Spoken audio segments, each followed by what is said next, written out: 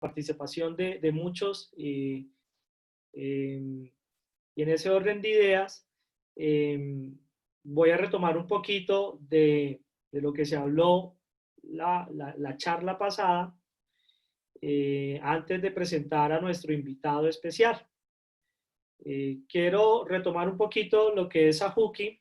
Sajuki, digamos, es un grupo de amigos que decidieron desde hace algunos días, algunos meses, trabajar en pro de la formación de jóvenes y adultos, y en el desarrollo de ellos también. Por eso hemos abierto este tipo de experiencias que hemos llamado nosotros como los masterclass de Sajuki, en donde la primera charla pues fue si era posible educar para la felicidad, en la que este pechito pues les habló, Luis Carlos, alias Kini. ¿Quiénes conforman Sajuki?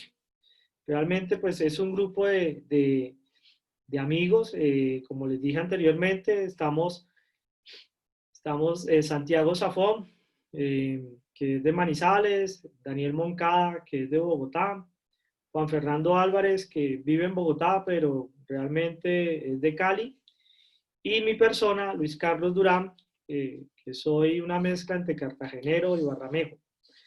Y bueno, digamos que esa es la experiencia de Sajuki que hemos querido llevar, que ustedes conozcan cada vez más a esta familia. Y bueno, nada. Para el día de hoy, pues tenemos un invitado muy especial. Nos va a estar hablando un poco sobre la libertad para informarnos, para el desarrollo personal y colectivo. Y para eso hemos invitado a Camilo Vallejo Giraldo. Camilo Vallejo Giraldo es de Manizales, estudió Derecho en la Universidad Javeriana, especialista también en Derechos de la Constitución, es magíster en Periodismo de la Universidad de los Andes, actualmente se desempeña en el cargo de gerente de la Corporación Cívica de Caldas. Camilo, bienvenidos a este espacio, a este escenario de Sajuki. Qué bueno tenerlo acá, qué bueno que haya aceptado esta invitación. Reitero nuestro agradecimiento a este llamado para seguir construyendo pues una mejor Colombia. Bueno, muchas gracias Camilo por esta invitación que usted ha aceptado y nada, este escenario es para usted, Camilo. Bueno, muchas gracias bueno, primero los de Sajuki por invitarme, qué chévere que estén armando, yo creo que estos momentos son para hacer este tipo de conversaciones finalmente, encontrar formas de reencontrarnos, ¿no? Entonces, qué bueno, yo creo mucho en la conversación. Pues a ver, ¿por dónde arrancar? A mí me gustaría arrancar por una historia, ¿sí? Hay una historia que a mí me gusta mucho para pensar la libertad de informar. Y es una historia sobre la guerra en Colombia. Hubo un día en que una ciudad en Colombia amaneció sin periodistas, ¿sí? Es decir, imagínense una ciudad. En ese momento no había el internet todavía estaba muy, estamos hablando del año por ahí 2003, 2002. Es decir, ese concepto de redes sociales que hoy tenemos pues no existía. Y la radio y la televisión pues seguía siendo y el periódico seguía siendo pues cumpliendo un rol importante. Y esa ciudad, todos esos periodistas que trabajaban en las emisoras, todos esos periodistas que trabajaban, fueron desplazados por la guerra. ¿Por qué? Porque tanto la guerrilla de las FARC como la guerrilla, como el grupo, entonces era el bloque Centauros de los Llanos, sacaron un listado donde estaban todos los periodistas de esa ciudad y los declararon objetivo militar. Y esos periodistas, con ayuda del gobierno, tomaron un avión con los periodistas y los sacaron hasta Bogotá. Y al otro día esa ciudad amaneció sin periodistas. Es decir, la gente prendía las emisoras para oír las noticias locales y no había noticias, había música, de pronto una persona ahí como celebrando cumpleaños y recibiendo las peticiones de las canciones, Y a mí esa historia siempre me ha impactado mucho. Esa es la ciudad de Arauca, en el departamento de Arauca. En el momento en el que digamos, hay mayor recrudecimiento de la guerra, sobre todo en los llanos orientales. Cuando uno habla con la gente de Arauca, sobre todo la gente que no son los periodistas, hay gente que recuerda mucho ese día porque se me acuerdo mucho un viejo que me decía que era una ciudad sin noticieros, ¿sí? Era una ciudad sin, sin ningún tipo de información, solo tenían los noticieros de televisión, ¿no? Para que siempre pues, está copado por noticias de Bogotá y noticias. Y esas personas pues me decían, hombre, pues no sabíamos qué estaba pasando. Los periodistas duraron en Bogotá cerca de 3 meses. Durante 3 meses esa ciudad no tuvo periódicos, no tuvo noticieros locales, no tuvo noticias sobre su entorno más cercano, ¿cierto? Y a mí me gusta arrancar con esa historia que parece sacada, o sea, eso parece un cuento de García Márquez, ¿no? O sea, una ciudad que un día amanece sin noticias. Y cuando yo cuento la historia, uno genera dos tipos de reacción.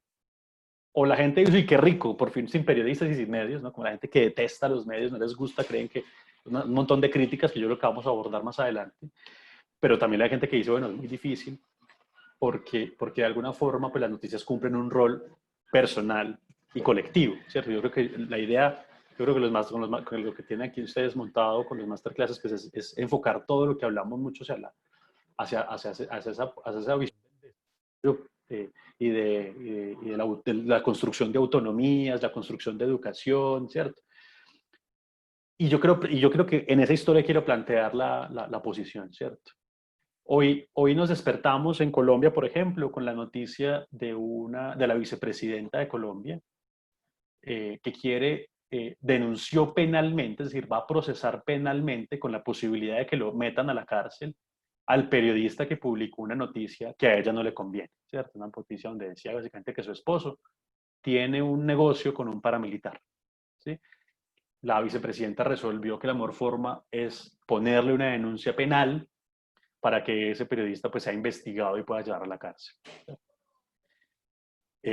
Tenemos unos líderes políticos en la región, ¿sí? Entonces tenemos un Donald Trump, por ejemplo, en Estados Unidos, que tiene una guerra declarada contra los medios y los periodistas, o sea, el amanece y estigmatiza a los periodistas, dicen que no son serios, que no hacen su trabajo, que los medios persiguen intereses oscuros, ¿cierto? Y curiosamente, pues son los medios que más hablan en contra de él.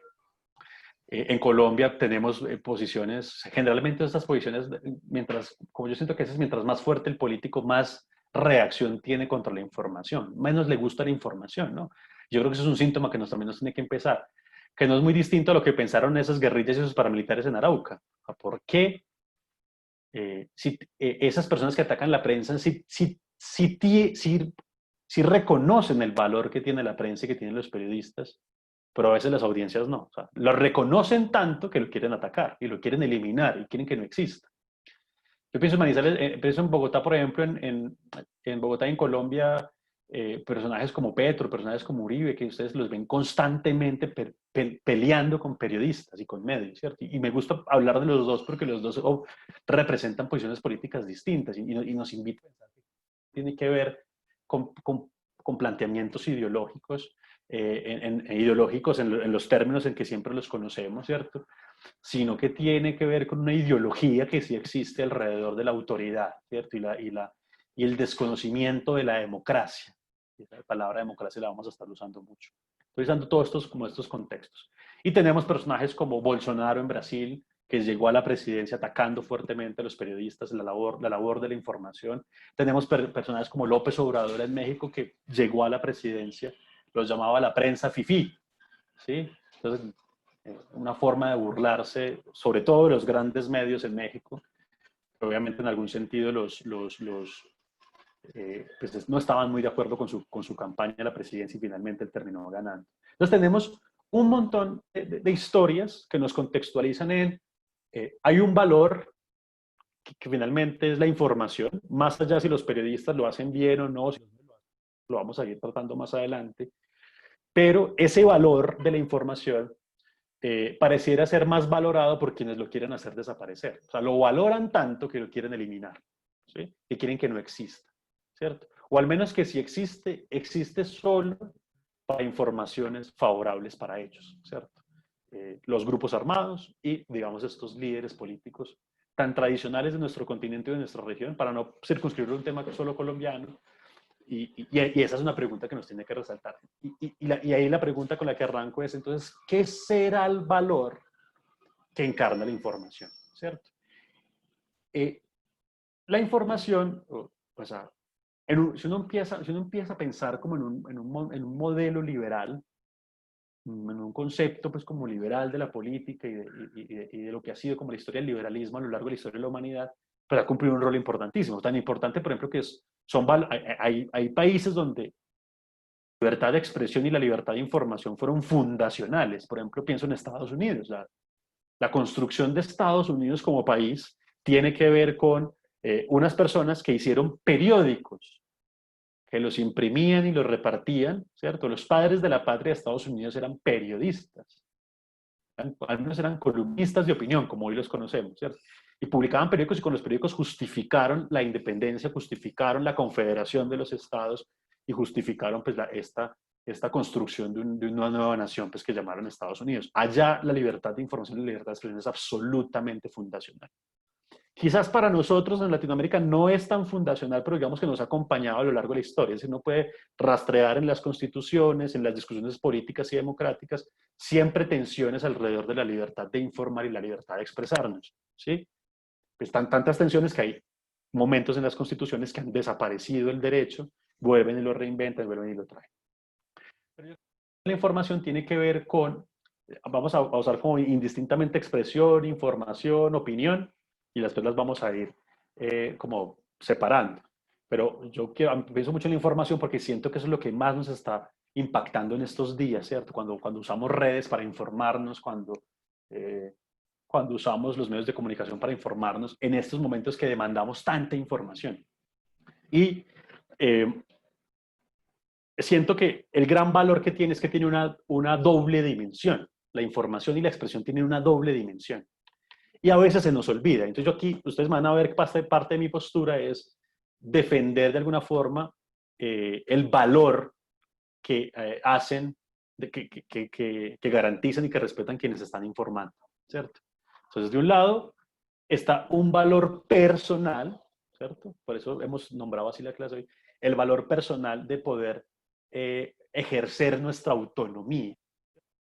Todos nuestros procesos de formación como personas, nuestros procesos de educación, nuestros procesos, pues finalmente muchas veces se encuentran en la posibilidad y se terminan de desarrollar en la posibilidad de expresarnos, ¿cierto? Y la expresión, entonces ahí voy a hacer la diferencia, la expresión es como la gran sombrilla que nos mete desde el arte, al que le gusta dibujar, ilustrar, pintar cuadros, hacer música, ¿sí? Hacer grafitis, hacer películas, todo eso son expresiones, ¿cierto? El que le gusta hacer periodismo, escribir columnas de opinión, hacer investigación académica, ¿sí? Todo eso está marcado en la expresión.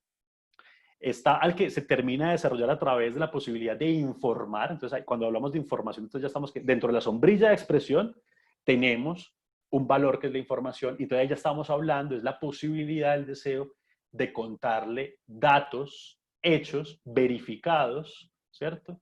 A las personas, ¿cierto? Pues, siempre está más atado a la labor de los periodistas, aunque cualquier persona lo puede hacer. Pero finalmente ustedes cogen su cuenta de Twitter, su cuenta de Facebook y cuentan una cosa de la que se enteraron, ponen la foto, ¿cierto? Y están informando a la gente. Entonces, ya la información, ya no estamos hablando de ficciones como puede ser el cine, la literatura, ¿cierto? Ya no estamos hablando de abstracciones como puede ser el arte, sino que estamos hablando de datos concretos, hechos concretos, relatos concretos, verificados y con pretensión de verdad. Hay una idea de verdad, pues es muy difusa, muy difícil, pero hay una pretensión de que nos quieren al menos decir algo que le consultamos a alguien, le preguntamos a alguien, nos enteramos por alguien, lo confirmamos con alguien y lo queremos contar. Y también está la posibilidad de opinar, ¿cierto? Entonces ahí está la libertad de expresión, de información y de opinión. La libertad de expresión cobija todo, ¿cierto? Y la libertad de opinar es que yo no necesariamente quiero dar, yo no desarrollo mi personalidad no necesariamente dando información y contándole a la gente lo que yo quiero, pues eso es personal, sino que quiero contarle a la gente lo que yo pienso, ¿cierto? Ya no es que ya no estoy dando datos verificados para que la gente sepa, sino que yo quiero convencer, ¿cierto? Yo quiero demostrar que mi opinión es la correcta, la acertada, la más oportuna. Bueno, ahí puede haber unas... Y entonces ahí tenemos la libertad de opinión. Hay una diferencia entre la información y la opinión, ¿cierto? Todas esas cumplen un rol de poder nosotros, de poder desarrollarnos. Les voy a poner un caso muy concreto. Pensemos en comunidades y en grupos sociales en condiciones de vulnerabilidad, ¿sí? Pensemos en los indígenas, por ejemplo, pongamos unos ejemplos, pueden ser los indígenas uno, puede ser, no sé, la comunidad LGBTI, ¿cierto? Las lesbianas, gays, bisexuales, transexuales. Parte de su desarrollo como indígenas y parte de su desarrollo como comunidad LGBTI tiene que ver con la posibilidad de expresar lo que son. Cada indígena, cada miembro de la comunidad LGBTI tiene el derecho y la posibilidad de expresar. Y claro, y el derecho existe, pues finalmente el derecho es lo que el Estado finalmente le va a decir, hermano, usted tiene derecho a eso, nosotros no nos vamos a meter, tiene un margen para poderlo desarrollar. Entonces, lo que vamos a hacer es la posibilidad de que usted reafirme su autonomía, reafirme su desarrollo personal en la posibilidad de expresarse, de informar a otros y de convencer a otros de lo que usted opina, ¿sí? Entonces eso cumple un rol personal absoluto. Y a veces, yo lo que siento, estoy leyendo un libro, lo tengo ahí como guardado, como estoy retomando varios libros que tenía comprados sin leer a raíz del encierro, y hay un libro muy importante que es un personaje que se llama Karl Kraus, que es un periodista austriaco de principios del siglo XX, que odiaba a los periodistas porque para él los periodistas en Austria eh, fomentaron la guerra, la Primera Guerra Mundial, ¿sí? Y yo siento, y en como esa conversación que tengo ahí con el libro, siento que uno a veces corre el riesgo de atacar el valor de la información cuando en realidad con lo que uno está peleando es con los métodos, las vías, las situaciones que hacen que esa información no se haga de buena manera, ya pienso yo en términos colectivos o individuales, ¿sí? Pero volviendo al tema de esa posibilidad de desarrollarnos autónomamente, o sea, lo importante que es para un pintor poder pintar, lo importante que es para un periodista poder contar, lo importante que es para un profesor, por ejemplo, poder convencer a otros de que su teoría es la cierta, ¿cierto? Que es la que está sustentada y tiene los argumentos perfectos, o al menos los argumentos más pertinentes. Esa posibilidad hace parte del ser persona, ¿cierto? Eh, eh, yo siento que muchas veces nuestros procesos de formación, nuestros procesos religiosos, por ejemplo, la religión, ha tendido mucho a cultivar mucho el hacia adentro, ¿cierto? La conversación con uno mismo, ¿sí? Y a veces lo que hemos descuidado quizás es la educación, la formación, incluso la concepción religiosa que nos permita cuál es la forma de expresarnos, ¿cierto? ¿Cuál es la mejor forma de informar a otros? ¿Cuál es la mejor forma de opinar con otros? ¿Cierto? Eh, y lo triste es que pareciera ser que los enemigos de la información, pero en este caso yo nombré grupos armados, nombré los políticos en general, pues para no ponernos aquí en cosas más calientes de la política, lo que nos dice es, ellos sí pareciera ser que valoran mucho más eso, como lo venía diciendo. Ahora, la segunda dimensión es la dimensión colectiva, ¿cierto? Cuando uno opina, cuando uno informa, cuando uno expresa, inevitablemente está generando un impacto activo, ¿sí? Eso no, ahí no puede haber, digamos. ¿Por qué? Porque definitivamente implica una relación con otros, ¿cierto? Hay alguien que me está oyendo, hay alguien que está leyendo, hay alguien que está viendo la película, hay alguien que está disfrutando de un cuadro, ¿cierto? Porque de alguna forma esos modelos de expresión tienen inevitablemente la relación con una audiencia, ¿cierto? Con una, sí, llamémoslo audiencias. Y esas audiencias, pues de alguna forma empezamos a generar impacto. Y ahí yo creo que ahí el valor de la información se nos vuelve una cosa gigante, incluso más que otros derechos que son típicamente liberales, que no sienten los derechos liberales como la intimidad, el buen nombre, la libertad de moverse, ¿cierto? Como que son cosas muy íntimas, pero lo que empezamos a ver aquí es que cuando uno habla, cuando uno muestra, ¿cierto? Hay gente que le gusta mucho esconder lo que hace, ¿cierto? porque sabe que si lo saca de una va a haber un impacto, ciencia específica, ¿cierto? O una reacción buena o mala, una controversia, ¿cierto? Una violencia por haber dicho lo que dije, como en el caso de los periodistas que investigan cosas, los indígenas que muestran, la comunidad LGBTI que se para en un espacio público y se expresa y sabe que hay unas violencias que le pueden caer encima. Entonces, ahí la información se vuelve un impacto porque, pues sin duda, y ahí esto va a ser una idea central, y es que la información en ese proceso personal se vuelve un proceso colectivo porque los otros necesitan, ¿sí? Para su desarrollo personal incluso, lo que yo estoy diciendo, lo que yo estoy opinando, lo que yo estoy expresando en general, ¿sí? Por ejemplo, puede ser la, no sé, cuando uno sale del colegio o cuando uno sale de la universidad, que uno quiere seguir estudiando, ¿cierto? ¿Cómo me entero yo dónde hay becas? Pues tiene que ser alguien que me informe dónde hay becas, ¿cierto? Tiene que haber una persona que en su ejercicio de informe, en su ejercicio personal, a veces ya también incluso profesional, de informarnos, nos tenga que, bueno, aquí hay unas becas, aquí hay ¿cierto? En una situación de pandemia como ahora, alguien nos tiene que decir, bueno, en Colombia, que lo estamos viendo sobre todo, alguien nos tiene que decir cuándo hay toque de queda. Alguien nos tiene que decir. ¿Por qué? ¿Por qué? O tenemos que decirle a otros cuándo hay toque de queda, porque de eso depende su desarrollo personal. Entonces, en términos colectivos, la información, cuando yo le digo a otro un dato verificado, confirmado, cuando yo le digo a otro una opinión, el otro, cuando recibe eso, tiene ser otro tipo de derechos. Él no se está, qué rico, me estoy informando, qué placer. ¿Sí? No, con esa información es que él puede tomar otro tipo de decisiones. Decisiones que tienen que ver con otros desarrollos personales, con otros derechos, ¿cierto? Su educación, su salud, su negocito de empanadas para saber si lo puede abrir o no por la noche porque hay toque de queda por los contagios. Entonces, empieza a tener un impacto colectivo, ¿cierto? Y si volvemos al contexto que pusimos, de aquellos que no les gusta la información o quieren atacarla o quieren moldearla, ¿cierto? Ellos también saben perfectamente que el gran impacto final que tiene la información es el impacto colectivo que eso tiene, ¿cierto? Sobre la opinión hay una cosa muy interesante. En las clases de periodismo de opinión que he tenido la oportunidad de dar, yo siempre les digo, ¿cuál es la importancia de opinar? La importancia de opinar es que no hay nada más intrínseco a la democracia que la opinión, ¿sí? O sea, si nosotros creemos en un desarrollo colectivo, sobre todo democrático, donde, para mí, ¿qué es la democracia? Es este estado de gobierno donde todos somos gobernantes y gobernados al tiempo, ¿sí? Es decir, es el único modelo de gobierno donde uno finalmente es gobernado, pero de uno depende el gobernante es gobernante gracias a uno, ¿cierto?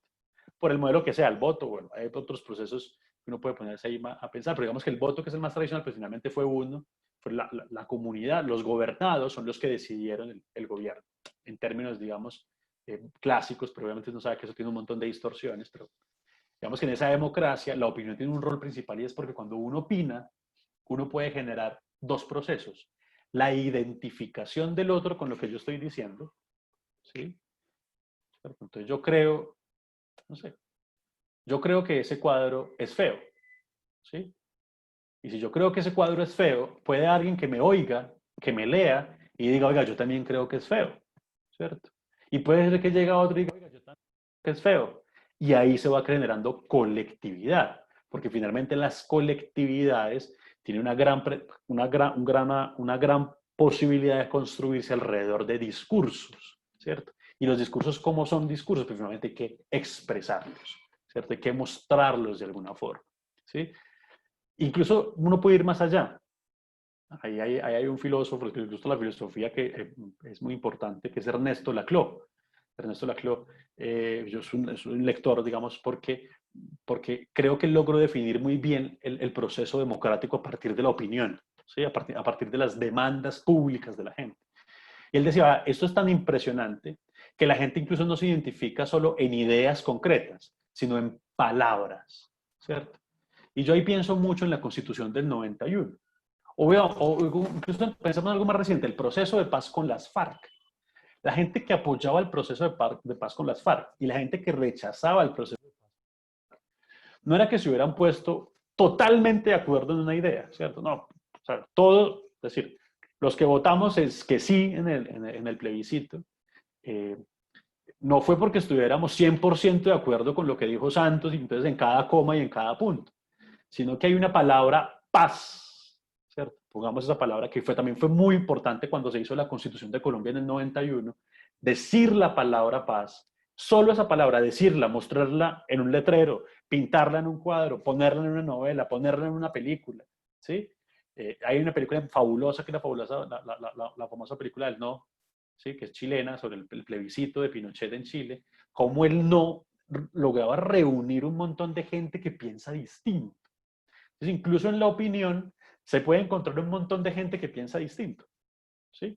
Pero que comparten la misma palabra, porque para cada uno la palabra paz significa algo distinto. O sea, estamos de acuerdo en el significante paz, pero nos ponemos de acuerdo, es decir, nos ponemos de acuerdo en ese significante, pero podemos estar en desacuerdo en el significado. Para unos paz es que no haya más guerrilla, para otros paz es que no haya más pobreza, para unos paz es que los campesinos recuperen la tierra, para otros paz es que fuera la intervención de Estados Unidos en Colombia, ¿cierto?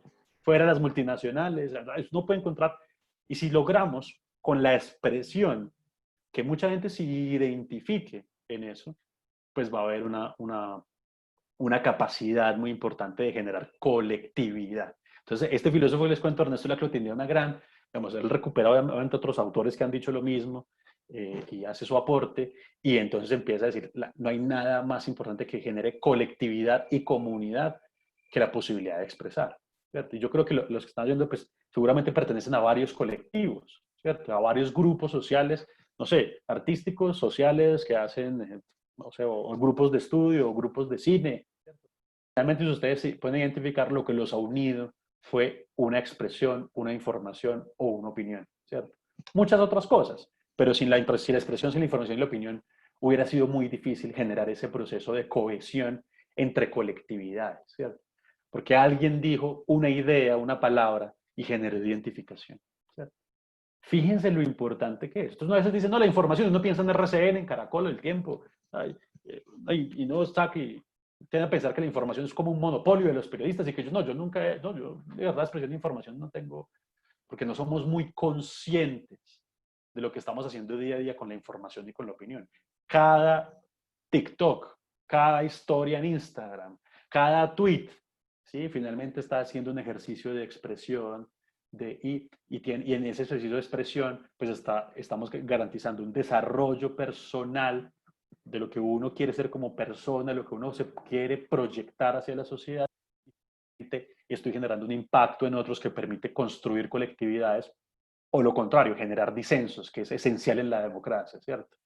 Tener muy claros qué piensa la gente para yo saber en qué no estoy de acuerdo. Y en el proceso democrático, pues armamos el debate, el disenso, la diferencia, ¿cierto?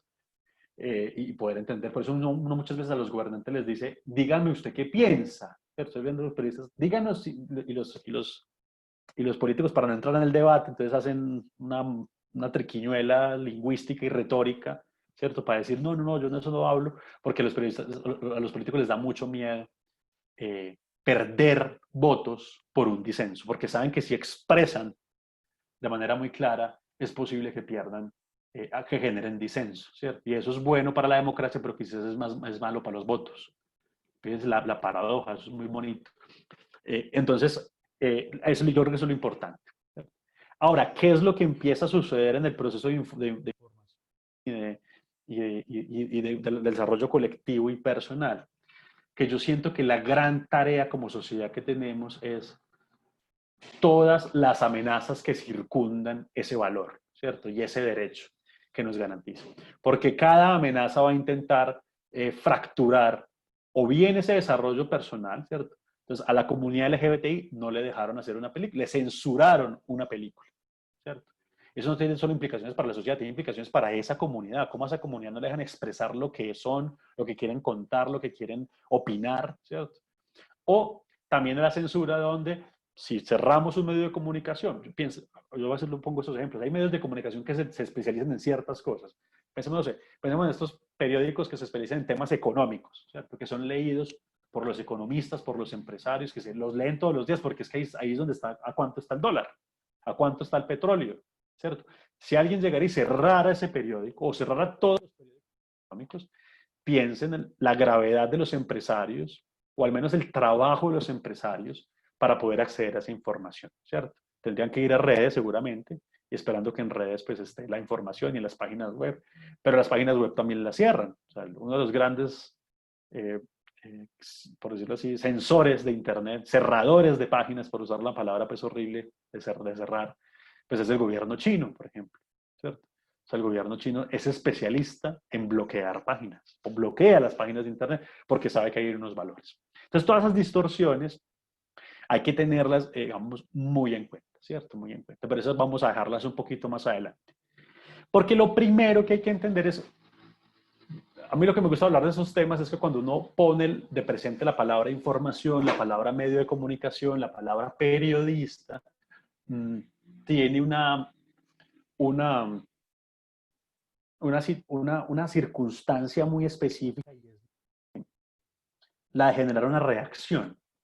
Porque algo que tiene bonito la democracia, y eso es normal, es que los ciudadanos seamos muy críticos de la información, de los medios y de los periodistas. Ese es el ideal, que la gente aprenda a desconfiar o a leer de manera crítica sus canales de información, ¿cierto? Entonces, por ejemplo, entender que uno por Facebook se está informando, pero no se está informando. ¿Por qué? Porque en Facebook yo solo veo lo que el algoritmo de Facebook me quiere mostrar, ¿sí? O sea, me está mostrando una burbuja. Facebook ya sabe cuáles son mis gustos, ya sabe cuál es la gente que yo más veo y más leo, ya sabe cuáles son mis amigos más cercanos y solo me los va a mostrar a ellos, ¿cierto?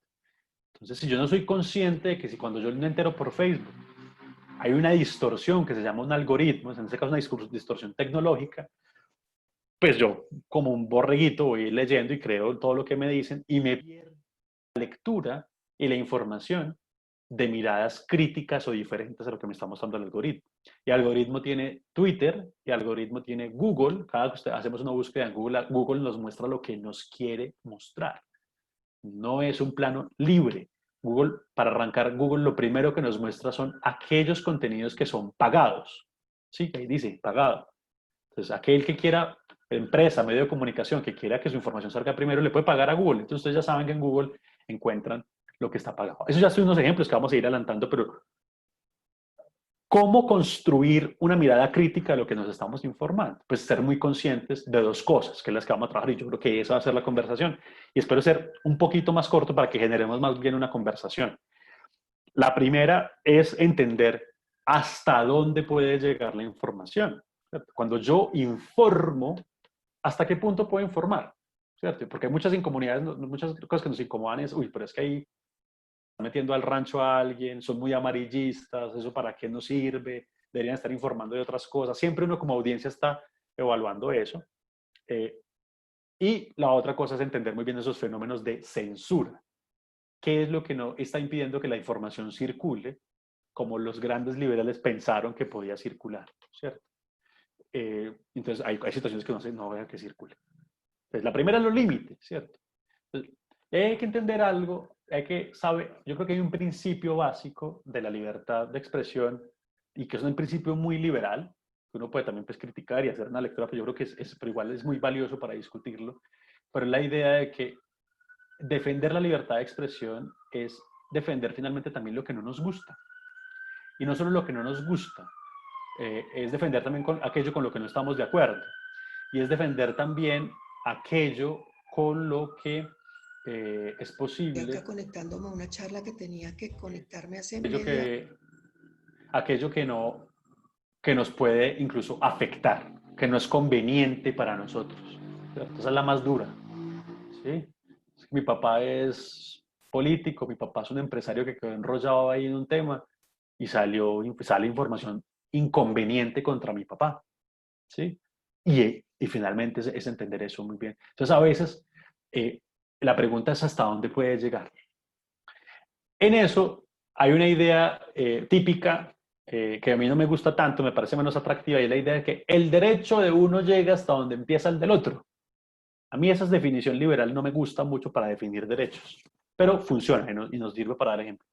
¿Por qué no me gusta? Porque no es cierto, porque mi derecho no termina donde empieza el del otro. Es más, yo con el otro tengo el mismo derecho al tiempo, ¿cierto? Los dos podemos cruzar la línea porque pues, finalmente mi derecho de educación no empieza donde, no termina donde empieza el del otro, ¿cierto? Los dos tenemos derecho en el mismo colegio sentados, en la misma universidad sentados.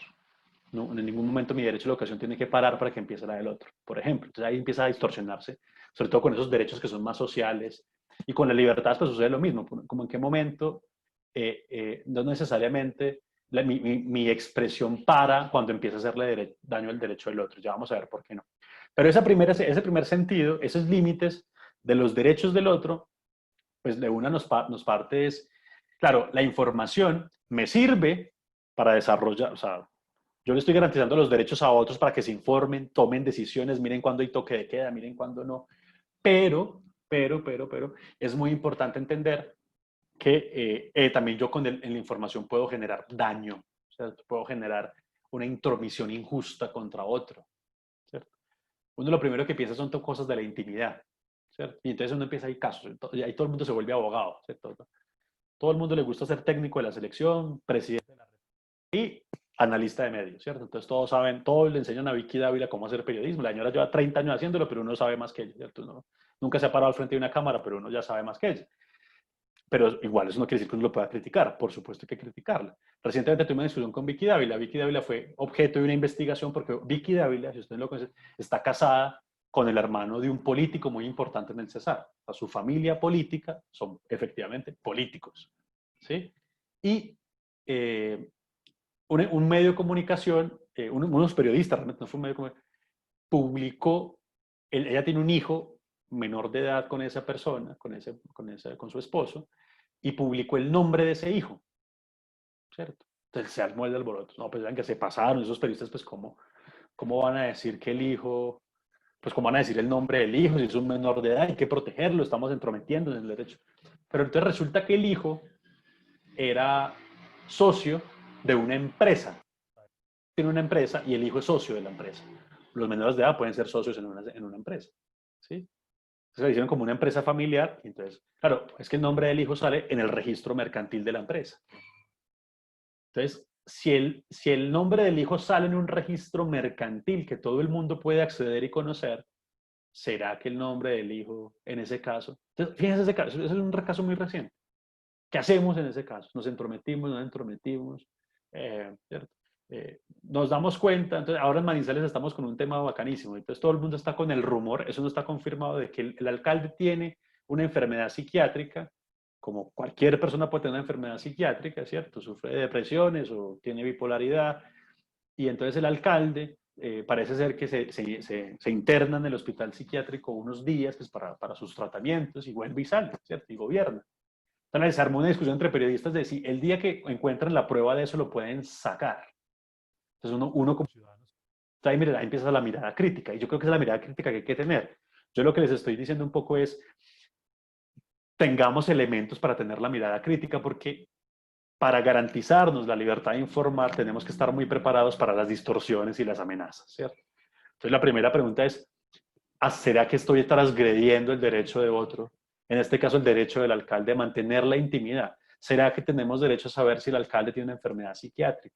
¿Será que tenemos derecho a saber el nombre menor de edad de Vicky Dávila, que está casado, o sea, tiene una sociedad con políticos?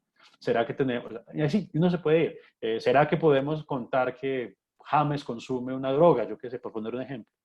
James. Entonces, un periodista se da cuenta que James consume drogas. Hay tantos ejemplos y uno empieza a decirlo.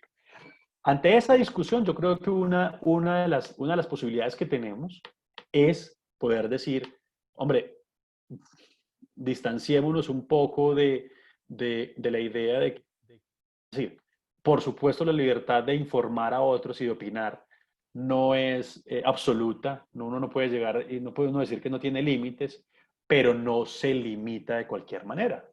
¿Por qué no se limita de cualquier manera? Entonces aquí les voy a poner el ejemplo, volvamos al ejemplo de la vicepresidenta, ¿cierto?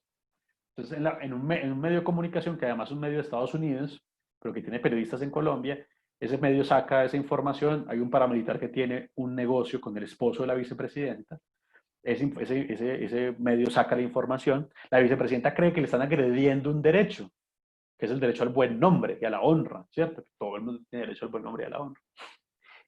Y ella dice, como, no, como el derecho a la libertad de expresión tiene límites, yo lo voy a intentar meter a la cárcel, ¿sí? Porque vulneró mi derecho. Entonces, la primera pregunta es, hombre, si la libertad de expresión no se vulnera de cualquier forma, pues hay unos límites para limitarla, por así decirlo. Uno no puede llegar a de decir que entonces al periodista que se equivoque o el periodista que transgreda unos límites, pues cárcel, ¿cierto? Pero sobre todo, esa es una, pero sobre todo porque no olvidemos que el derecho de la gente a saber que el esposo de la vicepresidenta tiene un negocio con un paramilitar no es solo un derecho del medio de comunicación que está informando, es el derecho que tenemos todos a saber esa información. Entonces la pregunta es si todos tenemos derecho a saber que que el esposo de la vicepresidenta pues, tiene un negocio con un paramilitar, ¿cierto? La vicepresidenta pues, se ha defendido, dice que no sabían, en fin, pero es un hecho, ella ya lo reconoció, que sí, que están los papeles, no hay nada que hacer. Pero entonces, claro, ¿por qué como nuestros valores filosóficos y democráticos nos han dicho que la libertad de expresión no se limita o no se censura de cualquier forma? Y es porque hay que hacerlo con mucho cuidado porque no solo estoy afectando al periodista, periodista no nos guste, estamos afectando las audiencias de ese periodista. Como el caso de Arauca. Si yo saco los periodistas de Arauca, pues muy duro para los periodistas, son desplazamientos, son desplazados, víctimas del conflicto, llegan a Bogotá, no tienen dónde quedarse, no tienen sustento porque pierden sus empleos, ¿cierto?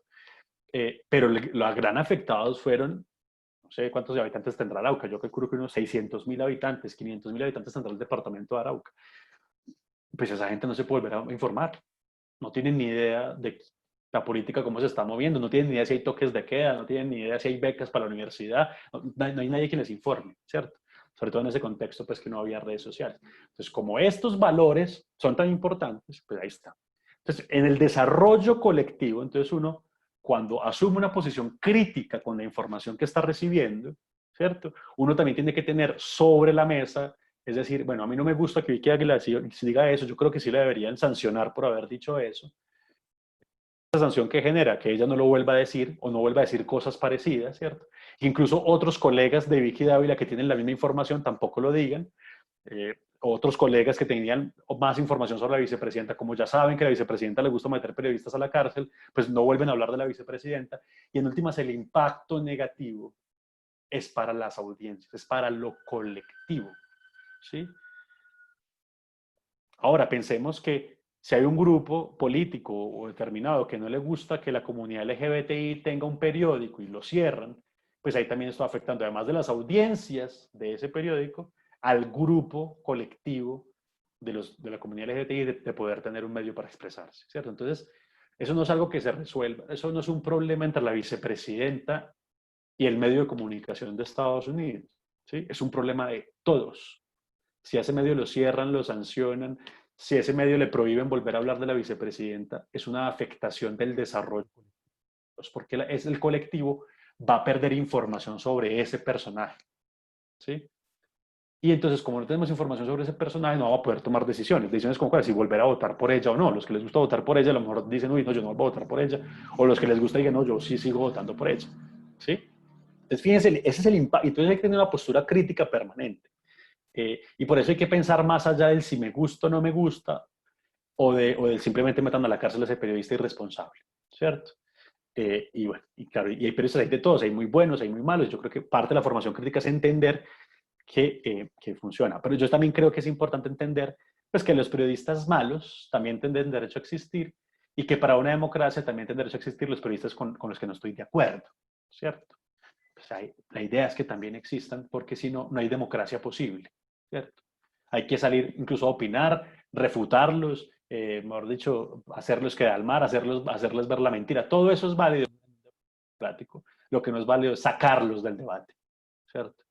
Pretender ganar el debate sacando al otro del debate, pues no, digamos que ese no es el ideal democrático, ¿cierto? Porque en últimas, si yo logro sacar a mi contrincante del debate, los que más sufren son quienes estaban viendo la lucha, ¿cierto? Quienes las estaban siguiendo por televisión. Esos son los que más sufren y esos son los que pierden activos democráticos, ¿cierto? Entonces, primero, la primera forma de limitarlos es, bueno, no se puede limitar, hay que encontrar la limitación que permita que si el periodista se equivocó, pues corrija, no lo vuelva a hacer, pero de tal forma que se dañe lo menos posible ese debate. Por ejemplo, entonces, el derecho internacional, por ejemplo, ha dicho, pretender meter a la cárcel a un periodista, eso es contra los derechos humanos. ¿Por qué? Porque asumen que el acto de la denuncia penal es muy fuerte. O sea, pues a todo el mundo le asustaría que lo quieran meter a la cárcel, que venga la fiscalía y el CTI y lo entreviste. Que un delito por sacar esa columna, por sacar esa noticia, ¿cierto? Entonces, el derecho internacional ha dicho, no, venga, eso es muy fuerte, hay otras formas de resolverlo, más bien pídale que rectifique, más bien pídale una réplica, ¿cierto? Hay otras formas de resolver el debate protegiendo la democracia que sacando al periodista, que cerrando, ¿cierto? Pero entonces muchos de estos personajes, los grupos armados, los políticos sobre todo, se han valido del derecho muchas veces para sacar pedazos del debate público, lo sacan eliminándolos. Entonces, o los meten a la cárcel o cierran los periódicos. Un caso muy emblemático fue el caso de Ecuador con Correa, o el mismo caso de Chávez en Venezuela, ¿cierto? Entonces, los periódicos que no eran afines a ellos, que estaban poniendo posiciones críticas, ellos construyeron leyes, lo hicieron de manera legal, construyeron leyes, y con esas leyes podía cerrar los medios de comunicación, ¿cierto? Eso es muy grave. Esa, digamos, la premisa, yo creo que es una premisa crítica que hay que tener, porque si vamos a atacar. Y hay otra premisa muy importante cuando vamos a limitar medios de comunicación, y es no, digamos, evitar la censura previa. Es decir, si hay un debate, si hay una expresión que se extralimita, que está siendo abusiva con otros, que está mostrando la intimidad de alguien, lo mejor es esperar a que se publique, ¿cierto? ¿Por qué? Porque si yo espero a que haya como un comité evaluador que me diga esto es publicable, esto no, y sobre todo un comité evaluador estatal, un juez o un presidente, un ministro que diga esto se puede publicar o no, que eso lo hicieron muchos regímenes durante mucho tiempo, ¿cierto? Pues finalmente lo que yo estoy es desincentivando la expresión misma, que no puede haber expresión sin publicación, ¿cierto? Cuando no hay publicación, yo siempre digo, pues hay una libertad de pensamiento, pues chévere que usted en su cabeza piense lo que usted quiera, ¿cierto? Pero si usted no lo puede publicar, es muy difícil hablar de expresión. Entonces, cualquier debate que se haga con el tema ya publicado, ¿cierto? Es preferible, puede ser doloroso, puede ser grave. Hay unos temas muy duros, por ejemplo, con ciertas cosas, por ejemplo, la pornografía infantil. La pornografía es un acto de expresión. Si hay una industria pornográfica, pues yo puedo publicar videos pornográficos para el entretenimiento de la gente, por negocio, por lo que sea. Pero si la pornografía tiene niños, ¿cierto? ¿Será que yo puedo hacer una censura previa para que ni siquiera eso alcance a salir?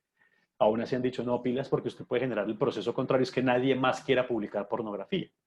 Entonces, lo que hacen los estados, en este caso, por ejemplo, las policías, es cuando ven ya pornografía infantil publicada, tienen que actuar muy rápido para poderla eliminar, ¿cierto? Y en esos casos, las leyes son muy estrictas. Hay casos, por ejemplo, los casos de pornografía infantil, los casos de cuando un presidente o un grupo armado publica videos de vamos a ir a eliminar tal etnia, vamos a ir a eliminar tal posición política, pueden eliminar ese tipo de medidas.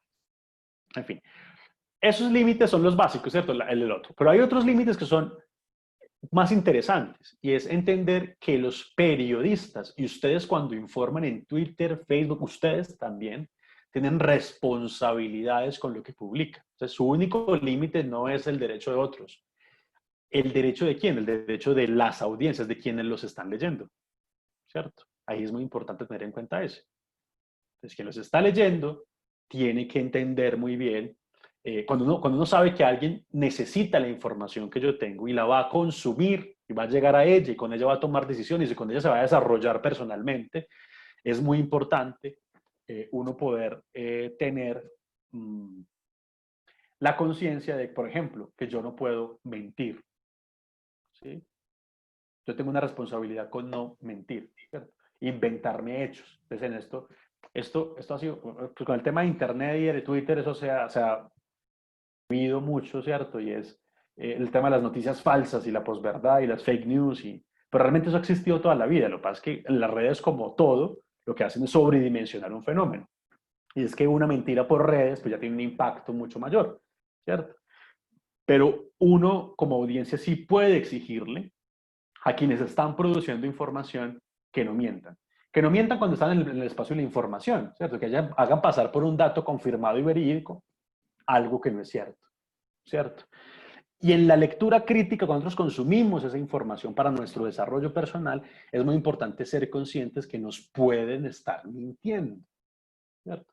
Y estoy seguro que ese ejercicio lo hemos intentado hacer todos con los papás, ¿cierto? Entonces todos los papás están, hoy en día tenemos un problema porque los papás se metieron el cuento que la adicción a redes era de nosotros y mentiras que ellos resultaron con usos de las redes más adictivos, incluso usos de las redes menos responsables que los que nosotros tenemos. Y es normal, educando sobre la marcha, ellos llegaron, se enloquecieron y pues yo, por ejemplo, pienso mucho en mi papá. Mi papá es un gran replicador de noticias falsas en WhatsApp. Y la pelea mía es cómo hacemos. La primera responsabilidad como audiencia y la primera responsabilidad de ese periodista que hay que reclamársela y pedírsela, porque ya no es solo que el periodista tenga responsabilidad con el personaje del que está hablando, ¿cierto? Con la vicepresidenta o con James, no, tiene responsabilidad con todos los que estamos leyendo esa información sobre la vicepresidenta y sobre James. Hay que poder reclamar eso, ¿cierto? Y necesitamos audiencias muy activas que exijan que los medios rectifiquen, que exijan que los medios no digan mentiras, ¿cierto? Que en Twitter alguien sea capaz de decir, vea, es una noticia falsa, encontramos la información que sí era, ¿cierto? Hoy en día hay grandes activismos con eso. Por ejemplo, a raíz de la pandemia, hubo un grupo de medios y organizaciones sociales que nos unimos para poder, al menos nosotros en Caldas, por ejemplo, detectar en Caldas qué noticia falsa está rondando y nosotros salir con las mismas herramientas, salir a contradecirle y mostrar que no es cierta y al tiempo exigirle a la persona que la está difundiendo, déjela de difundir porque nos está haciendo un daño al desarrollo personal y colectivo de todos, al decir mentiras, ¿cierto? Y entonces en ese plano es eso. ¿Cómo digamos, esa idea de mentira, verdad, es muy compleja, ¿cierto? Uno de los periodistas o la gente que está informando no le puede pedir la verdad, ¿cierto? Porque la verdad completa de las cosas, si uno le dice a un periodista, venga, no, usted publica cuando tenga la verdad completa de ese tema, pues la verdad completa es muy difícil, casi que hay filosofías que dirían, hombre, es imposible. Entonces no podríamos hacer periodismo, porque si esperamos a que el periodismo tenga que existir para cuando haya verdad, pues es imposible hacerlo, ¿cierto? Hay algo imposible de poder solucionar, ¿cierto? Eh, entonces lo que hace, cuando uno informa, lo que uno hace es uno no comparte información que es verdad, sino información que es veraz, que al menos es un dato, es un hecho que al menos tuvo un sustento mínimo, para los periodistas se llama, en el ejercicio periodístico es una reportería mínima que nos permite hacer. Y uno cuando lee se da cuenta, ¿cierto? Entonces los periodistas suelen citar documentos, suelen citar fuentes, en internet suelen poner el link, ¿cierto? Entonces uno tiene que volverse un detective porque en redes es cada vez más imposible, pero entonces, por ejemplo, mirar si ese link, si ese medio, si lo que está diciendo pues es un periodista medianamente serio, si es un medio que tiene tradición, experiencia, si es es decir, alguien que sabe del tema, que uno sabe que está conectado con eso, de repente un amigo de uno, así uno lo quiera mucho y uno le crea porque es el amigo en que uno más confía, replica algo de lo que él no sabe, ¿sí? Pues este man que hace replicando política si nunca habla de política y le dio por poner eso. Entonces, venga, usted un daco, ¿cierto? Hay que tener esas posibilidades, porque el problema de las fake news en redes es el problema de la confianza. Y es que la gente reemplazó la veracidad, ya la gente no pide veracidad, sino que pide confianza. Entonces yo creo en lo que me dice la persona que confío, ¿cierto? Y sobre eso no hemos montado la idea de información. Pues precisamente por eso, sobre eso no puede ser.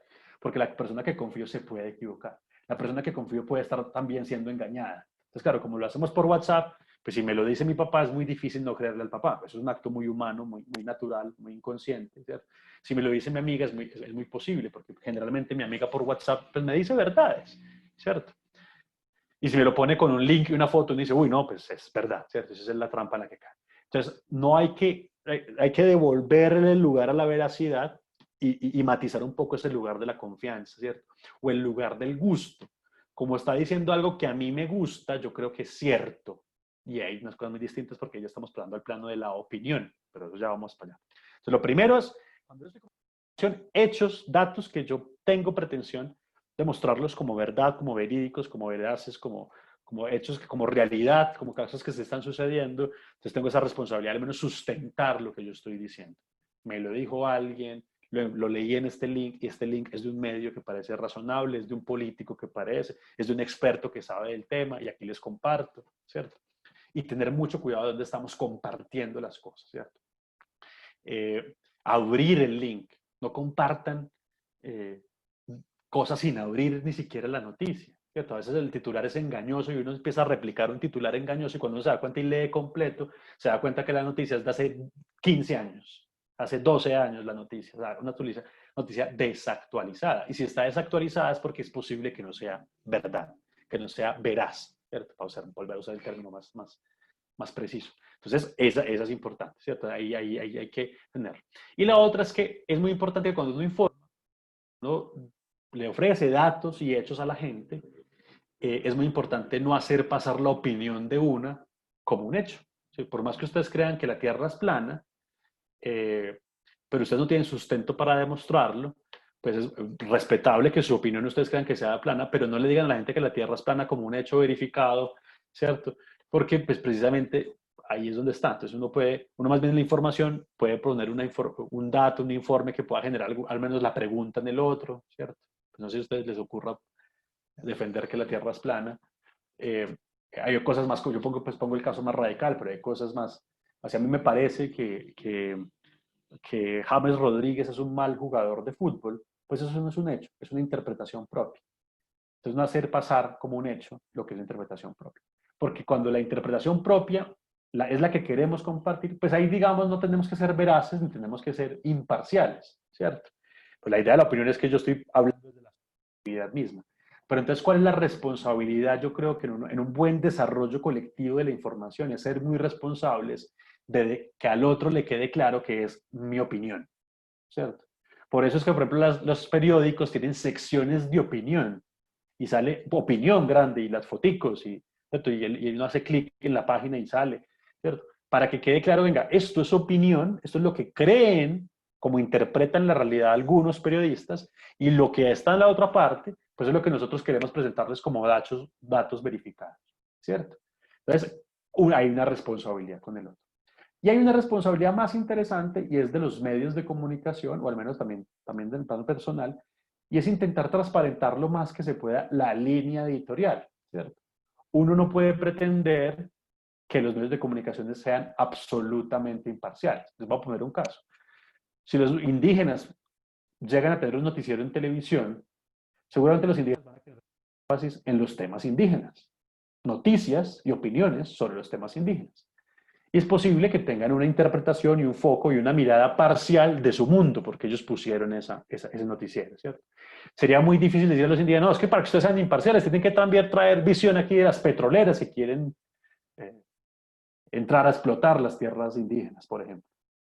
No, digamos que lo que se ha dicho es, bueno, los medios tienen una libertad también de decidir sobre qué quieren hablar, a quién quieren entrevistar, y no puede uno obligarle a todos los medios de poderlo hacer, ¿cierto? Es lo que llaman líneas editoriales.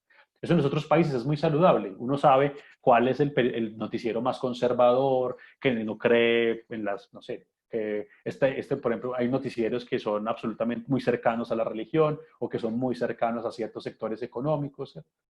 Y lo que hemos fallado en Latinoamérica, por ejemplo, es que los dueños de los medios nos digan para dónde van. O sea, no hay problema. Usted puede tener un medio de comunicación, pero transparente su línea editorial. O sea, este es un noticiero donde vamos a defender y vamos a hablar mucho más del gobierno de Duque. No vamos a hablar tanto de la oposición, ¿cierto? Intentar transparentarlo. No es que se pare un día el director del noticiero y diga, no, este noticiero vamos a hacer esto. No, pero sí hacerlo mostrando y siendo muy claros, por ejemplo, quién financia el medio, quiénes son los dueños del medio. Uno debería poder saber quién es el dueño del medio, para poder saber si esos dueños de ese medio, ¿cierto? Si esto es un noticiero indígena, pues saber cuáles son los indígenas. Si hay un partido que es el dueño de un noticiero, pues poder saber cuál partido es el dueño del medio. Entonces, digamos que hay ese es el plano de los límites. Para cerrar, entonces, ¿cuál es lo otro que nos falta para terminar esas distorsiones de la información con las que tenemos que tener una mirada crítica permanente? y son los fenómenos de censura, ¿cierto? La censura más directa con la que empezamos hablando fue la violencia, ¿cierto? Ojalá nuestro desarrollo colectivo sería mucho más valioso con información. Hombre, si tuviéramos la posibilidad de que los periodistas pudieran hablar sin miedo a perder la vida. Son países como Colombia, como México, como Centroamérica.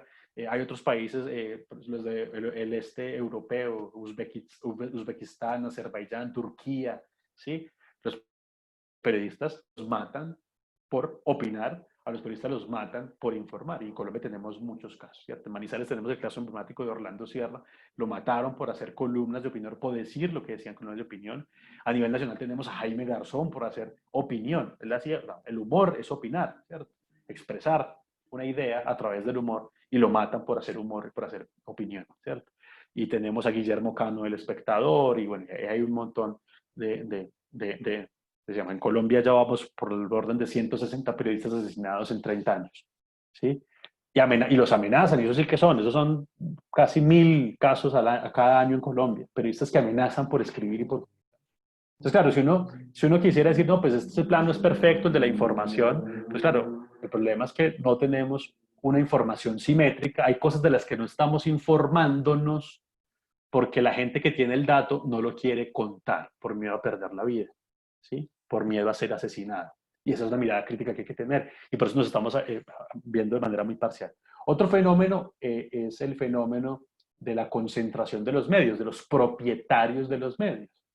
Y es que si queremos tener una buena información, necesitamos sociedades donde haya muchos medios de comunicación. O sea, ojalá ustedes, por más que odien algún medio de comunicación, por más que no les guste un periodista, por más que no les guste un youtuber, por más que no les guste una cuenta de TikTok y la detesten, la invitación siempre es, en vez de pensar en cerrar ese canal de expresión, intenten fundar uno, ¿sí? Que le haga contraposición.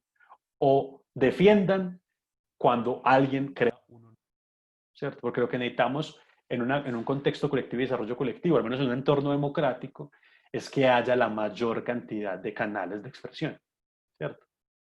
El problema en Colombia, entonces, no es que entonces, no, RCN y Caracol están comprados. No, el problema no es que estén comprados, el problema es que solo tenemos RCN y Caracol, ¿sí?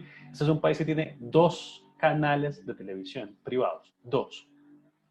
Venezuela, con Maduro, después de Chávez, en este momento tiene 3 canales privados de televisión. O sea, Venezuela tiene más canales privados de televisión que Colombia. Ecuador cerró, Correa fue famoso por cerrar un montón de canales. Hoy en día Ecuador tiene cerca de 5 canales privados de televisión, ¿sí? Colombia tiene 2. Ecuador tiene cerca de 8 periódicos, de circulación nacional. Colombia tiene 1 y medio, si ustedes quieren creer que El Espectador es nacional, ¿cierto? Es decir, que tiene la capacidad de informar de todo el país, ¿sí? Con profundidad. No, El Espectador, digamos, todavía no logra, porque pues, económicamente no la logra, y los medios ya sabemos que hay un problema económico importante. Entonces, fíjense que lo que tenemos en un contexto como el colombiano no es el problema si Caracol o RCN están comprados. Creo que hay un problema más importante, es que tenemos solo 2 canales de televisión, tenemos solo un periódico nacional. En cada ciudad hay un periódico. En Manizales está La Patria, solo La Patria. En Medellín tiene 2, tiene la suerte. En Pereira hay un periódico, había 2 y cerraron uno recientemente. En Cali hay un periódico. Entonces tenemos solo muy poquitos canales, muy poquitos medios de comunicación, ¿cierto? Entonces, por eso este boom de los medios digitales, que están haciendo un montón están dando un montón de información, pues eso tiene el riesgo de que algunos nos pueden estar mintiendo, pero también tenemos de que algunos los pueden estar haciendo muy bien y nos están supliendo el déficit de información, ¿cierto? Hay otro que es el tema, finalmente, de Internet, ¿cierto? O, bueno, también de los contratos que los medios hacen con el Estado. Hablemos primero de eso. Eso es lo que en el argot de los periodistas se llama la pauta publicitaria. Y esa es la idea por la que a veces creemos que los medios de comunicación están comprados, y es que los medios privados, como RCN, Caracol, El Tiempo, El Espectador, Semana, ¿cierto? Pueden hacer negocios con el Estado. ¿Y negocios como qué? Y no son negocios oscuros, ¿no? Negocios como publicidad. La presidencia le paga al Tiempo para que ponga un aviso sobre becas del Ministerio de Educación para que la gente se entere. Entonces, claro, pues el gobierno tiene que pagarle al tiempo para que el tiempo saque esa publicidad. Los periódicos y los medios finalmente funcionan, desde que nacieron, funcionan como vallas, ¿cierto? Vallas publicitarias. Y los canales, por eso es que hay comerciales en los canales de televisión, porque ellos ganan. Y muchos de esos comerciales son del gobierno. Usted se va, si prenden el televisor, están viendo Pasión de Gavilanes, entonces cuando salen a comercial, pues hay unos comerciales que son del sector privado, entonces ahí está Postobón y empresas privadas, pero de repente sale un comercial del gobierno y el gobierno está pagando por eso. Cuando sucede eso, hay muchos medios que le temen hablar mal del gobernante que está pautando, ¿cierto? Que está dando plata para que salga ese negocio. Porque dicen, si yo empiezo a hablar mal del gobernante, pues el gobernante no me va a volver a contratar. Y entonces generamos procesos de censura. ¿Y qué pasa en países como Colombia? Que nadie ha regulado la forma como un presidente o un alcalde, un gobernador puede contratar con un medio de comunicación. Eso es una libertad absoluta, eso es una recocha. No ponen ningún límite, no ponen... Y es muy importante que el gobierno ponga publicidad para que nos enteremos de las cosas, nos informemos. El Estado también tiene que informar, con mayor razón. Pero entonces, como no, entonces tenemos unas distorsiones que hacen que los medios se queden callados. Y el otro son los temas de Internet. Ya vimos uno, los algoritmos, ¿cierto? Entonces, uno no puede creer que por estar mucho tiempo en Facebook o estar mucho tiempo en Internet no se está informando plenamente. Hay que ser conscientes. Twitter, Facebook, Google, hay información que nos están escondiendo. Y por eso hay que hacer un esfuerzo adicional para buscar esa información que nos están escondiendo, ¿cierto? De repente consultar una página que nunca habíamos consultado de noticias, o de repente para intentar también medir la temperatura a las diferentes visiones de un mismo hecho, ¿cierto? Pero si yo me informo todo el tiempo por el mismo medio de comunicación, pues está bien porque al menos me estoy informando. Si yo me informo todo el tiempo solo lo que salga en Instagram, hay que ser al menos conscientes que nos estamos perdiendo otro foco de lo que está pasando, ¿cierto? De lo que se está ofreciendo, de lo que nos está informando para desarrollarnos mejor. Esa es la mirada crítica. Hay otros fenómenos, por ejemplo, como por ejemplo el caso de las tetas en Facebook, ¿cierto? Es famoso. Entonces, el Facebook no permite que haya tetas en sus fotos, ¿cierto? Al menos pezones, porque ni siquiera pueden mostrar un pedazo, pero no puede ser completo. Y eso es por política, porque Facebook tiene mucho miedo de que se vuelva un portal pornográfico, que es muy fácil que Facebook se vuelva un portal pornográfico. Entonces, por respetar eso, hacen eso, pero entonces terminan eliminando información que puede ser importante. Entonces, hubo una situación muy grave, por ejemplo, con el cáncer de mama. Había unas campañas de grupos feministas para explicarle a las mujeres por Facebook cómo hacerse el autoexamen. Claro, el autoexamen pues tienen que mostrar el seno completo para que la gente entienda y las mujeres entiendan cómo hacerse el autoexamen. Y entonces cuando lo intentaban hacer, Facebook les quitaba el contenido, ¿cierto?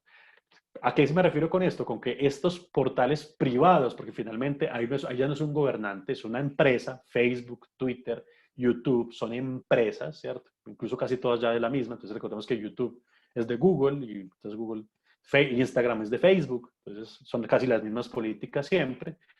Entonces hay una posibilidad de que nos encierre. Otro caso emblemático que conocimos también con grupos feministas era en Ecuador está prohibido.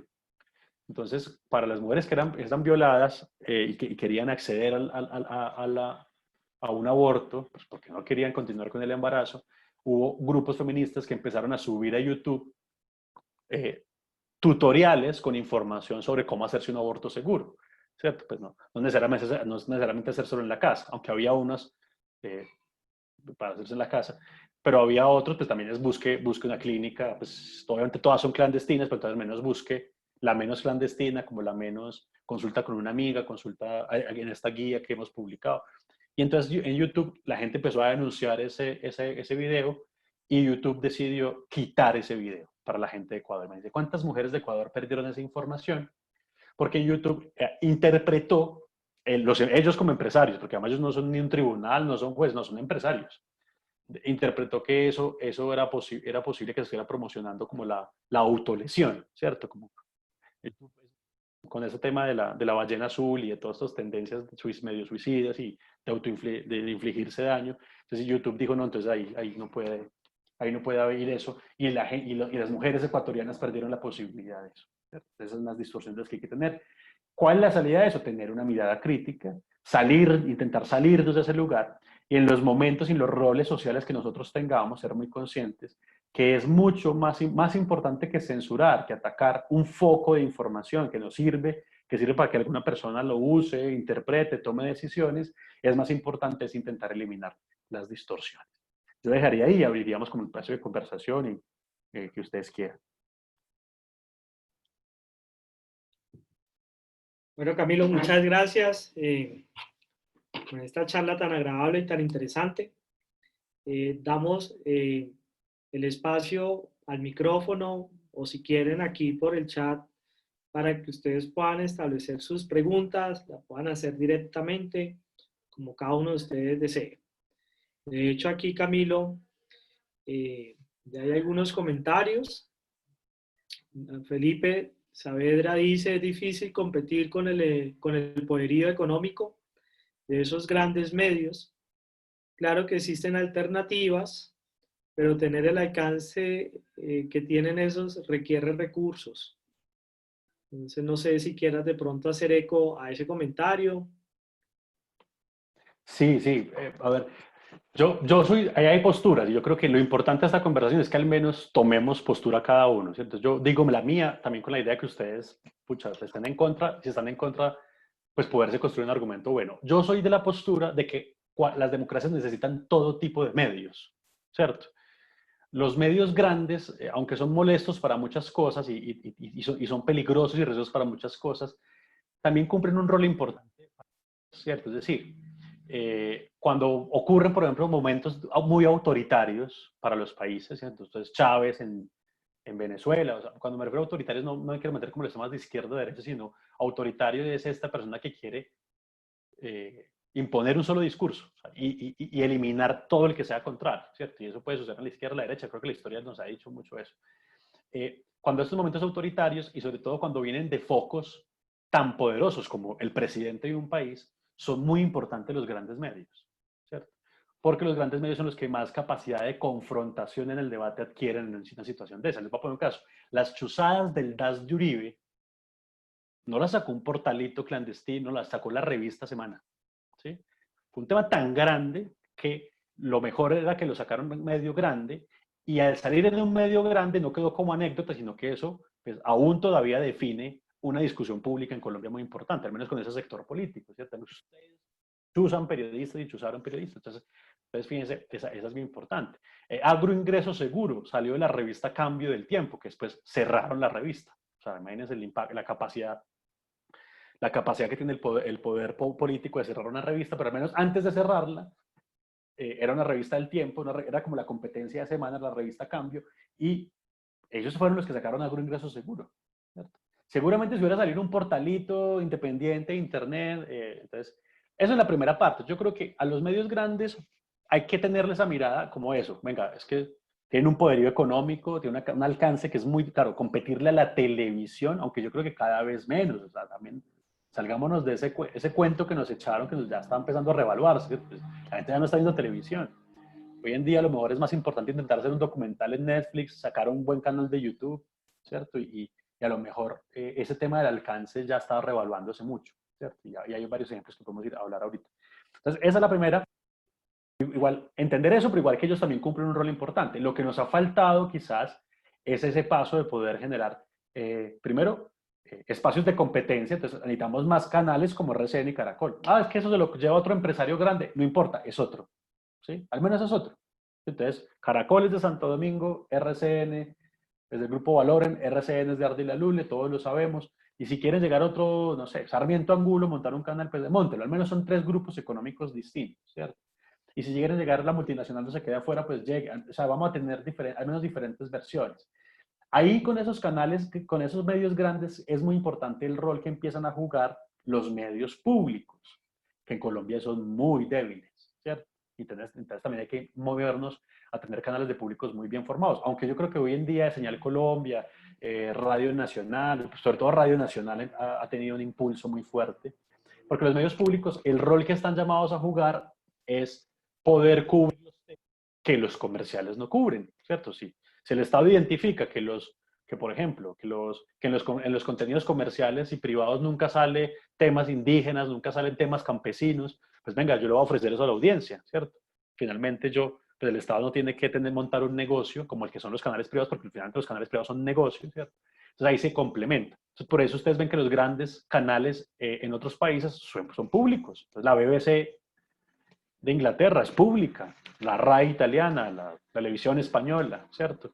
Incluso consumimos productos de esos medios públicos y han competido muy fuerte con los privados, incluso son más fuertes que los privados. Lo que pasa es que acá no hemos podido tener temas públicos. Ahora, salirnos de eso, yo les voy a poner el ejemplo. En la última entrega de los premios Simón Bolívar el año pasado, el 80% de los premios se los llevaron medios de internet y portales. Se los llevaron videoblogs, ganó Wally en YouTube, que es el youtuber pues, que tiene ahí un programa de opinión política, ganó Cuestión Pública, que es un programa de internet, ganó La Silla Vacía. Entonces, también en el mismo nicho periodístico se está empezando a reconocer que el periodismo tiene mucha capacidad. El periodismo que ellos llaman alternativo, que yo odio ese término, yo creo que son medios más pequeños, digitales, pero ellos están empezando a tener un alcance importante, ¿cierto? Entonces hay que perderle un miedo, es que no, claro, uno no puede esperar tener seguramente el rating que tenía J. Mario en Muy Buenos Días, pues va a ser muy difícil, sobre todo porque no hacemos televisión, pero uno sí puede construir un nicho importante. Pongo el caso regional, necesitamos un portal de noticias que le compita a La Patria. O sea, en Manizales, pues donde yo vivo, ¿cierto? Entonces ahí tenemos La Patria y solo La Patria. No sé, dónde está Santiago, en Montería, entonces ya está solo el Meridiano de Córdoba, que incluso el Meridiano fue cooptado por el paramilitarismo en su momento, era un periódico que manejaban los paramilitares. Allá empezaron a surgir medios digitales que intentaban sopesar. Seguramente no nos llega a la misma audiencia, pero la audiencia que uno logra alcanzar impacta y tiene capacidad de decisión. Y el medio que denunció penalmente la vicepresidenta es un medio digital, no es un grande un canal. Y le afectó tanto a la vicepresidenta que tomó esa decisión. Entonces yo creo que ahí hay matices de cómo leer los grandes medios, pero también hay que perdernos, que yo creo que las dinámicas de consumo de información están cambiando mucho. Yo incluso hoy creo que un hilo en Twitter tiene una capacidad de audiencia muy buena, si está bien construido y se hace bien periodismo. Yo creo que hay que preocuparnos más de hacer buena información atractiva, que a la gente le guste leerla, que le guste que nos lean, ¿cierto? Que preocuparnos por qué tanto el otro, pues, qué tanto logramos disminuir al otro, ¿cierto? Pero bueno, esas son ahí discusiones, pero todavía hay unas distorsiones muy grandes y yo estoy de acuerdo en que todavía nos falta afinar mucho el sistema de medios privados y públicos. Ajá. Es cierto, que hay grandes medios. Camilo, aquí hay unas preguntas. Yo voy a hacer un paquete solo, digámoslo así, como un super combo, en donde usted vaya seleccionando el grado, digamos, pues, usted mismo vaya seleccionando qué preguntas puede ir, digamos, contestando primero, segundo, tercero, ¿vale? O para que no me quede ninguna por fuera del tintero. Entonces, yo voy leyendo aquí los comentarios. Estefanía Pisa dice, el caso de Pirri, al querer mostrar la realidad del país, muchas veces te ves amenazado. Antes el saber que si dices y opinas, hay gran posibilidades de ser hombre muerto. Carlos Lasprilla dice, gracias por tu charla, muy interesante y muy formativa. Una pregunta, Presunto Postcat hace un trabajo bien interesante con los titulastres, que asumo habrás visto. Destacan titulares machistas, discriminatorios y en general flojos. ¿Usted cree que es un mecanismo efectivo de control social a la prensa? Es una pregunta ya bien puntual. Andrés Rosado, excelente charla, muchas gracias. Estefanía Pisa dice, creo que como ciudadanos debemos revisar qué tan veraz es la información. Desde mi opinión, sería de gran importancia revisar nuestros medios colombianos, no los privados, que desde mi opinión nos tratan de ocultar la verdad. Observar críticamente y poder visibilizar canales como Señal Colombia. Y Antonia termina el comentario diciendo, Teso Cami, ¿qué tan limitada ves la acción periodística en esta época de cuarentena? Bastante autoritaria, en un paréntesis pone esa frase, en un panorama donde los trabajos de campo son nulos o muy difíciles. Entonces, te dejo pues este gran paquete de super combo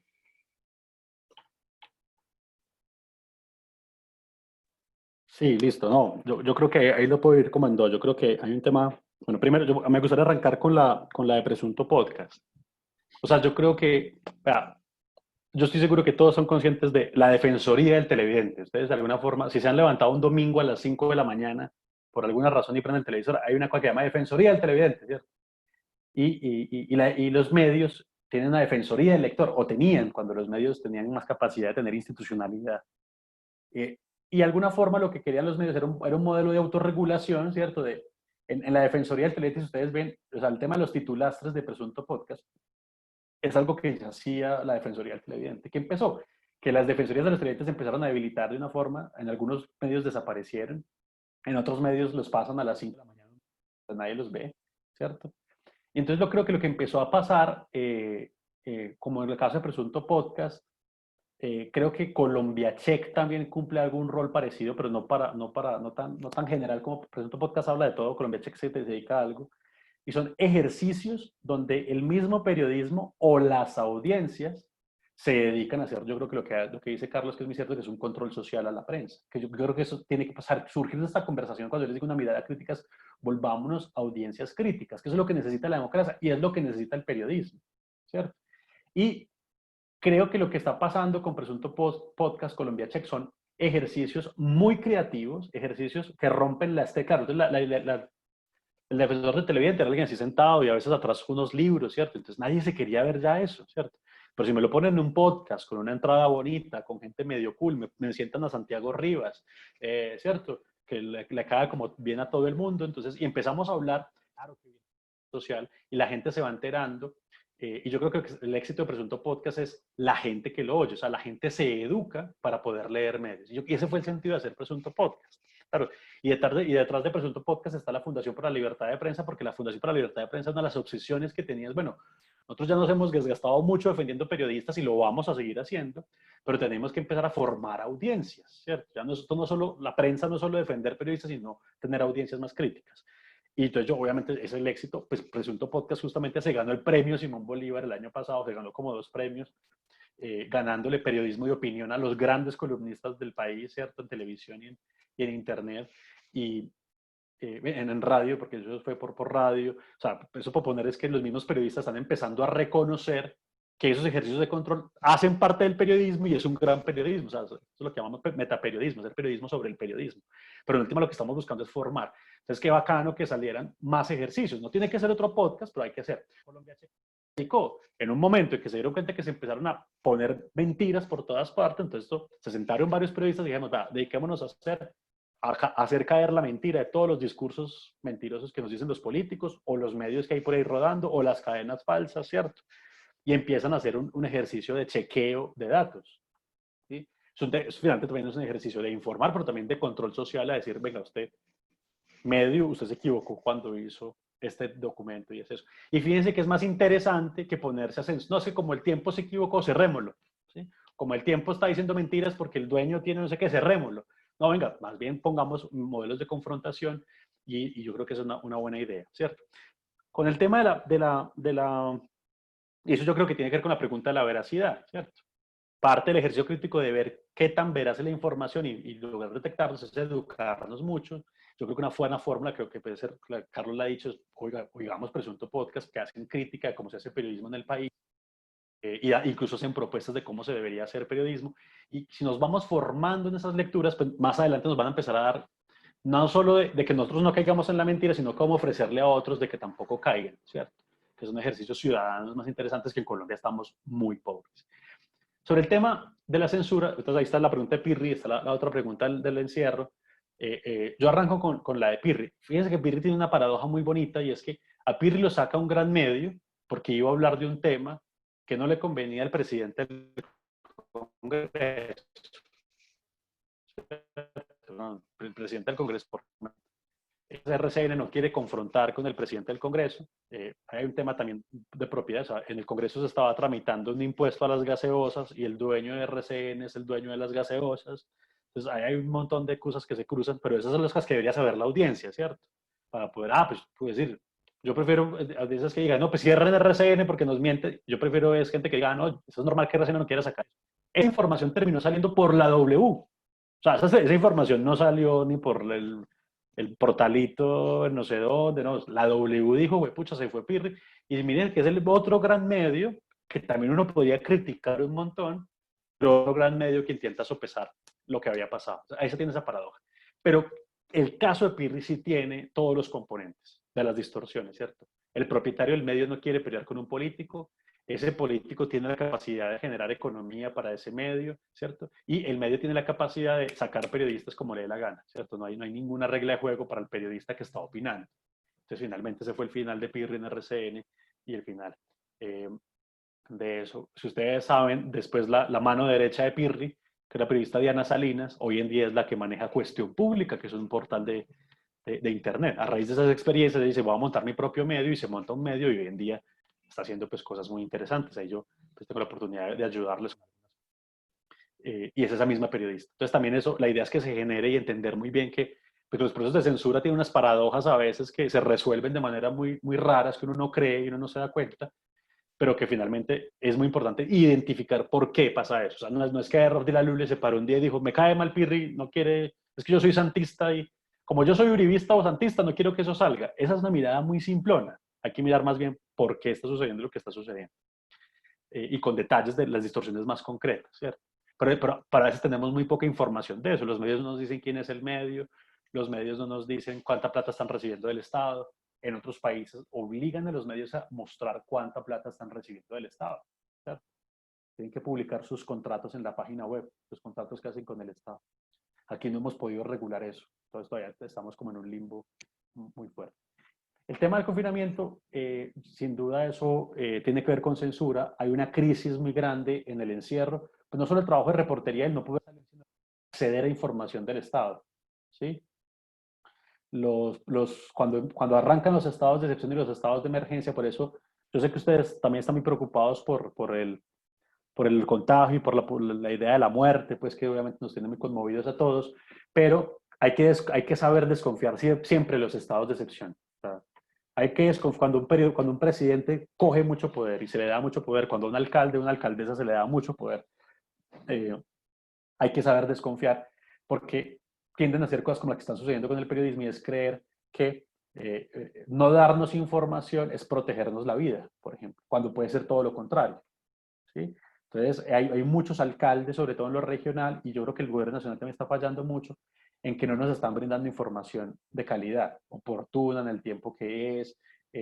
Uno hace un derecho de petición, entonces armar una norma, entonces si uno pide una información por una carta con un derecho de petición al gobierno, antes se tenía 15 días, 30, que porque la emergencia, que es como estamos tan en emergencia, nos pueden contestar ya en 30, y no han modificado esa norma, todavía estamos en 30 días, ¿cierto?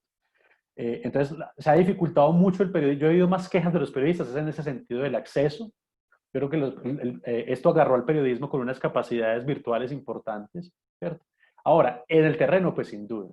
Y lo que está pasando, pues es la desprotección de los periodistas, ¿cierto? Que hay una conversación muy dura con los medios de comunicación, a los empleadores de esos periodistas. Pues quién asume el riesgo de un periodista que tiene que salir finalmente. Entonces, por ejemplo, se está pasando mucho con los fotógrafos, los reporteros gráficos, pues no pueden hacerlo virtual, eso sí no tiene opción, ¿sí? Y bueno, hay periodismos que, como bien pregunta Antonia, pues no son posibles resolverlos sentados al frente de un computador en la sala de la casa.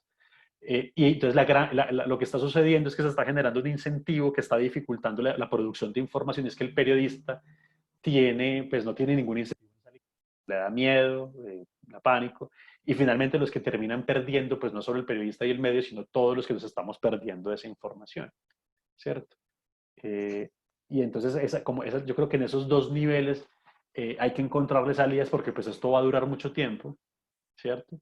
Y yo creo que en lo digital hay herramientas, por ejemplo, pongo el caso acá en Manizales, con la gobernación y la alcaldía de Manizales, con la gobernación de Caldas y la alcaldía de Manizales hicimos un ejercicio de, vea, a usted le van a empezar a preguntar por los contratos de ventiladores, de alcohol, de tapabocas, todo eso se lo va a empezar a preguntar todo el mundo. Entonces, en vez de esperar a que la gente se lo pregunte, publíquelo en su página web y manténgalo publicado.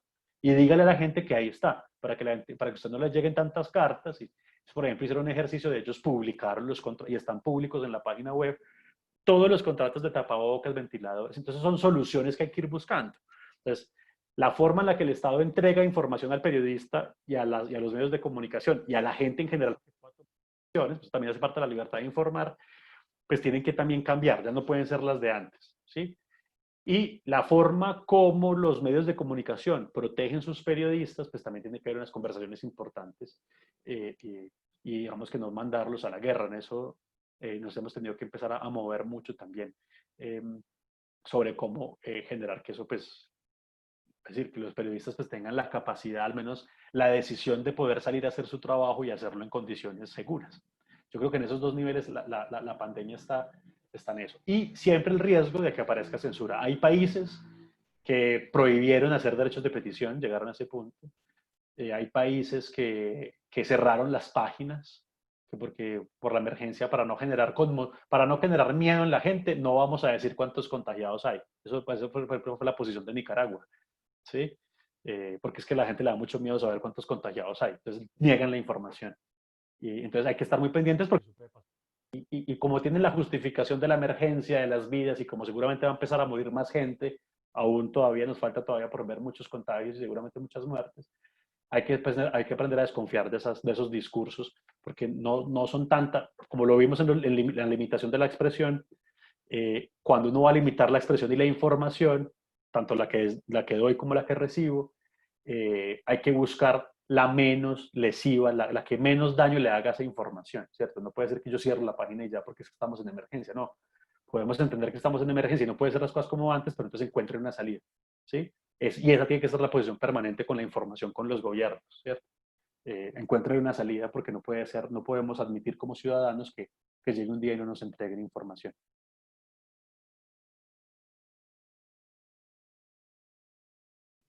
Bueno, Camilo, nuevamente, pues agradecido por tu espacio, por tu tiempo. Eh, una charla realmente muy constructiva para nosotros. De verdad, muchas, pero muchas gracias. A ustedes que nos acompañaron, también muchas gracias por acoger pues, este espacio y hacer lo suyo también. Eh, Queda pues invitarlos a que nos sigan en nuestra página de Instagram, @sajukirua, para que todos estén atentos. El próximo miércoles tenemos otro invitado, una invitada realmente, con un tema muy, muy importante que trata sobre el acompañamiento y el proyecto de vida. Entonces, esperamos que todos ustedes nuevamente se encuentren de aquí en 8 días en este espacio. Camilo, nuevamente muchas gracias, de verdad. Qué chévere haberlo conocido, escuchado. Muchas gracias a ustedes, muchas gracias. Nos estamos viendo. Un abrazo. Hasta Bueno, luego. chao a todos.